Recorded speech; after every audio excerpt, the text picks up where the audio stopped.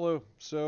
Today I'd like to make a video regarding Firefox profiles and hardening Firefox. So why would you want to do this? Well, we've all experienced those situations where maybe we're on a website and we see an ad for a product we mentioned or maybe related to something we were talking about in the privacy of our own home. And the reason for that is that most advertisers are creating a unique identifier for you as an individual. They've got an identity of you online, regardless of your private, using private mode or whatever you do that, maybe a VPN. VPNs, I'll discuss VPNs in another video, but VPNs are not really an effective way to anonymize yourself as far as your internet identity. As soon as you log into your Google account, your YouTube account, your Facebook account, your Twitter account, you are identifiable. And you're identifiable across the entire internet, not just on that one website. And so this kind of helps to break up that privacy invasion that happens and allow you to have a more private internet experience and a more just enjoyable internet experience because you're not always being bombarded by all this personal advertising. So that's kind of the purpose of this video. It's also for your privacy. It helps to secure your web browser to some extent. These things are very useful, I think, to almost anybody. And I honestly, I implore you to just go install a copy of Firefox and try this out yourself because I think you'll enjoy it, and you might not ever want to go back, or you might only use normal web browsers on a limited basis. This can also be done on a phone. I've got a nightly build of Firefox installed on this phone, and that's another thing I'd like to discuss eventually is de-Googling phones. But for now, I think we'll stick with the basics, hardening Firefox, getting some of your privacy back. So my favorite tool for doing this is ffprofile.com. Now some of these options don't work, majority of them do. You're going to start with all options instead of just private browsing because you don't really, you want your web browser to always be reinforced. And private browsing, you're not going to get necessarily the same coverage. So I'm going to go ahead and start. A lot of this stuff is the default. I know we're going to have to manually disable Pocket, but let's just kind of go through here. I don't need the new tab intro, sponsored sites, trimming URLs. I like to have my new tab page be completely blank. Let's see, allow autoplay of video tags. Yeah, I like it when I go to YouTube, and that's the thing too, is it's got to be kind of an enjoyable experience too. You don't want it to just annoy you that you've gotten this privacy back. So you have to compromise between what you want and what you like, what makes you comfortable and what works for you. So anyway, with all those options, we're going to go ahead and continue. All of this stuff, I like all this default stuff. Um, I like to, if I'm using Firefox to watch like Hulu or Netflix, you probably want to untick these two boxes. Disable playback of DRM controlled HTML5 content and Widevine content decryption module. You probably want to uncheck those, but what I tend to do is I'll install separate browsers. So like I'll use maybe my Edge for Facebook, and then I'll use my Chrome for Google services, and then I use Firefox for everything else.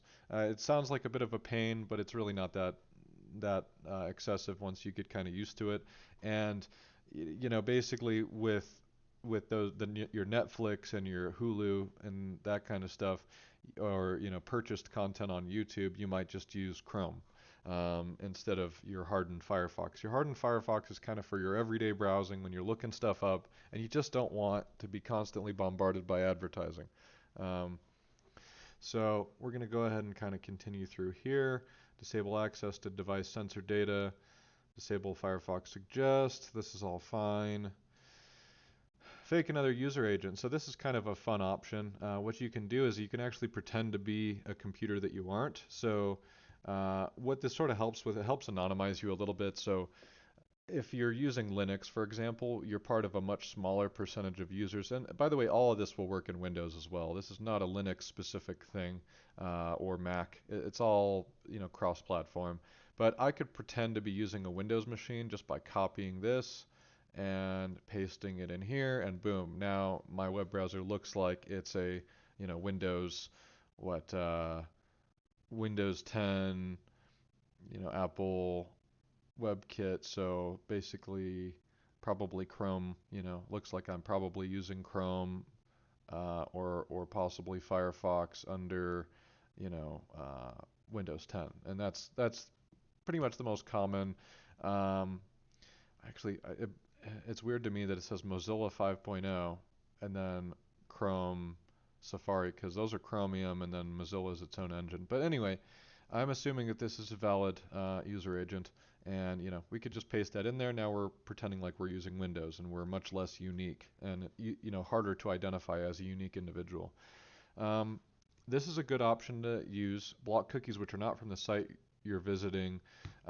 So what this is, a lot of the time, the basic thing is that advertisers like to create cookies that work across websites. So, you'll be going to one place and it'll kind of pick up on that you've visited it, that or that advertising cookie has been hit from another place, and so these advertisers will kind of build profiles of you. Again, I mean, Facebook can build a profile of you even without you using Facebook, as can Google. So that helps to reduce the amount that's happening, and that's again reducing that feeling that essentially that these companies are listening to you because they can advertise to you from anywhere for from any data that they've collected all over the place. So let's see, spoof refer. That's kind of along the same vein. You can do your own research on that one. Basically, just doesn't send back or doesn't let companies know or websites know where you came from. So, like if you click in from Google, at least my understanding is that this won't send that URL to the or that click through to the website. It reduces advertisers' revenue, and we probably all want to do that to some extent. Um, IndexedDB. Uh, these I kind of leave default. Session store privacy, leave that default. Prefetching. WebRTC, I tend to just let all this work. WebGL I like to enable, but again, I'm going to leave this disabled and just show you that this works like a normal web browser, and some of the cool stuff you can do.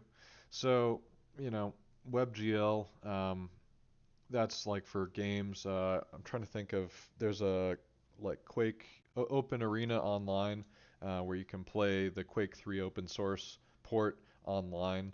I believe that uses WebGL, and there's other things that use WebGL, but you could always leave this enabled, and then just use or leave this ticked, and then use a different browser to run those things. Disable search suggestions. I don't like search suggestions. Disable keywords. I don't like keywords. Disable fix-up URLs. I don't like those either. Um, go ahead and hit next. Um, enable do not track, resist fingerprinting. Kind of leave these alone. The funny thing about do not track is you have to assume that a company that makes money off of tracking you is going to respect it. And they really, I don't think they care, and they have no reason to care. First party isolation. So this is something I kind of like, but it may not work ideally for you. So if you're kind of an average internet browser user, I would probably leave that alone. Um, let's see. I would probably untick this box so you can use things like Discord in the web browser. Um, automatic updates. Show puny code. That's kind of a good one to tick. We'll go ahead and continue. Canvas blocker, HTTPS everywhere. These are pretty good default plugins. If you want, you could also install decentralize, and that'll grab a copy of like videos and stuff and inject it in for you, kind of decentralizing where you're grabbing content from, essentially. Um, clear URLs, that's another nice one. Again, you could research all these individually, but this is kind of good generic settings. Enterprise policies, these aren't really relevant to us because we're not going to do an enterprise policy download. If you want to do that, apply it across a whole organization, you can, but I'm not going to cover that here. Download. So now we're to the meat of the thing. So we're going to download profile.zip, and that's also going to include the add-ons we selected earlier. Show all downloads. In my case, I'm going to open containing folder. I don't remember how to extract archives in a logical way in Linux, so we'll both have fun with that, or we'll all have fun with that. So what you do here is you would go about profiles, about colon profiles in the URL bar. You'd create a new profile. I'm going to call this one hardened. And I'm going to go ahead and go to this folder just to make my life a little easier, so that I don't have to find it later. Actually, no, I think I can just do this. I think there's a button for it. So we'll do hardened. We'll hit finish. There's now a profile called hardened. I'm going to set that as my default. So it sets it as your default when you create it. Local directory. I guess all this is going to be open until, or empty until we launch it. So once you launch it, this is now your default profile. And that'll also populate the folder that it came from. I believe the root directory is what we want. So we'll go ahead and copy that. This is a little bit simpler in Windows actually. You just open directory and it'll work, but in my case I have to do this. Let's see here. Prefs.js. So we're in the right spot. You just look for an existing prefs.js file. And then let's see. Downloads. There it is. So I'm going to go ahead and copy these extensions in prefs.js into the profile folder for this Firefox profile. Copy those in there. Might need to close all this stuff just for good measure. Replace all, and we're done. So now we can close out of all this stuff. And I'm going to close out of this. And we're going to open Firefox. So you're going to notice a slight change. So first of all, okay, we still have a home page. So we're going to go ahead and make some tweaks that the profile maker doesn't successfully make right now, at least as of the making of this video. I'm going to go ahead and do a blank page as my home page. About colon preferences, by the way, is where you're trying to go. On new tabs, we're going to make a blank page.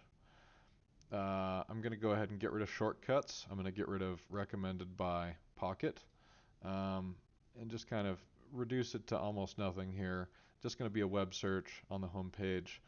I'm also going to, for search, because we broke search by disabling fix-up URLs, and you don't have to do that, I'm going to go ahead and add a search button to the toolbar. That way I can still search from up there. We can also disable these search suggestions if you want. I'm going to leave them as is. And then we're going to close this. So now we're going to close it again. And when you first open Firefox, nothing. Blank page. Now, one nice thing that might still work, I'm going to just check this. I'm going to see what we find here. I'm going to go to YouTube. I'm going to just click a random video, and I'm going to see. Okay, yeah. So in default Firefox, with the default settings, most YouTube ads are blocked. So that's kind of nice. Most ads in general are blocked. You don't have the Pocket advertising. And you're pretty much done at this point. You've got a hardened Firefox, and now most ads are gone, just completely gone. And most of the privacy that's possible for you to regain has been regained. So now, let's see. I'm going to go ahead and, let's see, keep prefs.js Firefox. Oh, I'm using Google. So that's something we maybe forgot to do here. Let's go ahead and configure this to use a more secure about preferences. There we go. A more secure search engine. So default search engine, DuckDuckGo. That's simple. So I'm going to go ahead and close this. And now if I type, so again, this little search here would be enough to help create a profile, a unique profile of me. Let's see. Let's see if I can. So on ghacks.net, I'm going to go ahead and post this link in the video description. But let's see. I would say do what you can, read about this, and do what you can to help support keeping. And you do see some ads, by the way, on occasion. But do what you can to keep the uh, the functionality of user.js and profile.js, because if we don't act and we don't kind of make our voices heard in that regard, we may see this functionality disappear and we might not have the ability to make these changes. It may seem like small stuff, but trust me, you use this browser setup for a while, you will notice a difference.